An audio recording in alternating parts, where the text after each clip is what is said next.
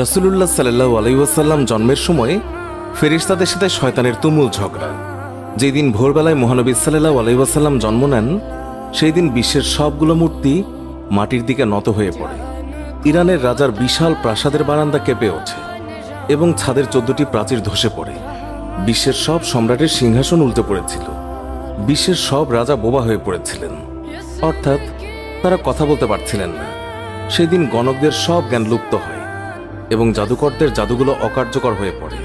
বিশ্বনবী সাল্লাল্লাহু আলাইহি ওয়াসাল্লাম জন্মের সময় শয়তান তার সন্তানদের মধ্যে আর্তনাদ করে ওঠে।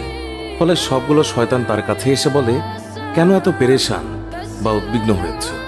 সে বলল, কাল রাতে কি হয়েছিল? রাতের প্রথম থেকে এই পর্যন্ত দেখেছি যে আকাশ এবং জমিনের অবস্থা বদলে গেছে। ভূপৃষ্ঠে ঘটে গেছে এক বিরাট ঘটনা। ঈসা আলাইহিসসালাম ঊর্ধ্ব আকাশে চলে যাওয়ার পর আর কখনো এত বড় ঘটনা ঘটেনি। সবাই গিয়ে খোঁজ খবর নাও যে কি ঘটেছে। শয়তানরা চারিদিকে ছড়িয়ে পড়ে এবং ফিরে এসে বলে, কই, কিছুই তো দেখলাম না। বড় শয়তান বা শয়তানের নেতা তখন বলল, এই বিষয়ে খোঁজ খবর নেওয়া আমাদের কাজ।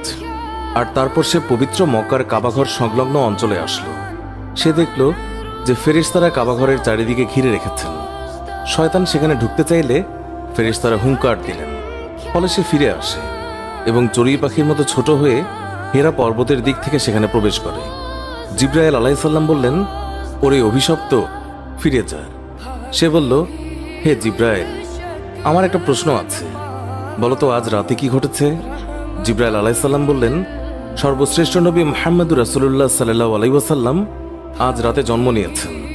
শয়তান প্রশ্ন করল, তার মধ্যে কি আমার কোনো কর্তৃত্বের অংশ আছে? সে তথা ইবলিস বা শয়তান আবার প্রশ্ন করল, তার উম্মতের মধ্যে কি আমার কোনো অংশ আছে? জিবরাইল আলাইহিসসালাম বললেন, হ্যাঁ। ইবলিস বলল, আমি সন্তুষ্ট হলাম। হযরত হালিমা বর্ণনা করেন, শিশু মুহাম্মদ রাসূলুল্লাহ সাল্লাল্লাহু আলাইহি ওয়াসাল্লামকে আমার গৃহে আনার সাথে সাথেই রহমত বরকত প্রকাশ হতে লাগলো। এত পরিমাণ দুধ নির্গত হলো যে রাসূলুল্লাহ সাল্লাল্লাহু আলাইহি ওয়াসাল্লাম এবং তার দুধ ভাই একান্ত তৃপ্তির সাথে দুধ পান করে ঘুমিয়ে পড়তেন। আর উটনির দিকে চেয়ে দেখতে পাই